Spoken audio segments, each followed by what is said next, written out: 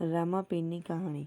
ખૂબ ઘણા વર્ષો રાજસ્થાનના રણ પ્રદેશમાં આવેલા પોકરણ નજીક ઉંડુકાસે નામના ગામમાં એક રાજવી પરિવાર રહેતો હતો. ત્યાંના રાજા અજમલજી સોઢા અને રાણી મૈનાદેવી અત્યંત ધર્મપ્રેમી અને દયાળુ હતા. લાંબા સમય સુધી સંતાન ન હોવાથી તેમણે ઈશ્વરની તપસ્યા કરી. અંતે ભગવાનના આશીર્વાદથી સંવત 1409 આસપાસ એક તેજસ્વી પુત્રનો જન્મ થયો. તેનું નામ રાખવામાં આવ્યું રામદેવજી. બાળપણથી જ રામદેવજી અસાધારણ હતા.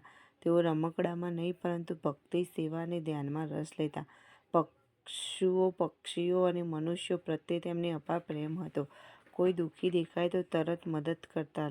ગામના લોકો માનવા લાગ્યા કે આ બાળક કોઈ મહાન આત્મા છે. રામાપીરના ચમત્કારો. યુવા અવસ્થામાં રામદેવજી અનેક ચમત્કારો કરવા લાગ્યા. એક વખત ગામમાં ભયંકર દુષ્કાળ પડ્યો. લોકો ભૂખે મરવા લાગ્યા.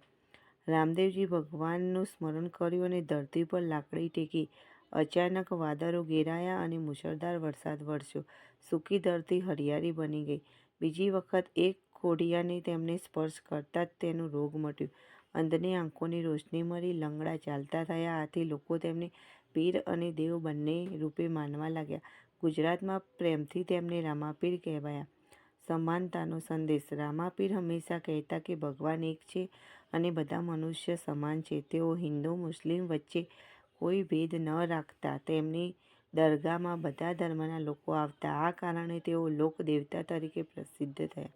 મુસાફરોના રક્ષક. રણ પ્રદેશમાંથી પસાર થતા મુસાફરો માટે માર્ગ જોખમી હતો. લૂંટારા અને તરસથી લોકો મરી જતા. રામાપીર અદ્રશ્ય રૂપે મુસાફરોને પાણી, ખોરાક અને રક્ષા આપતા.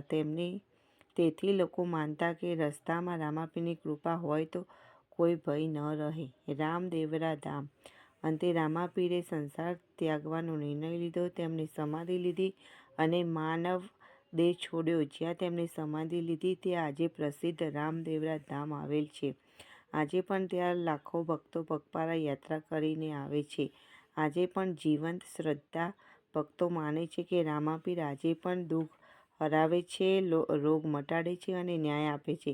સાચા મનથી નામ લેશો તો રામાપીર જરૂર સાંભળશે.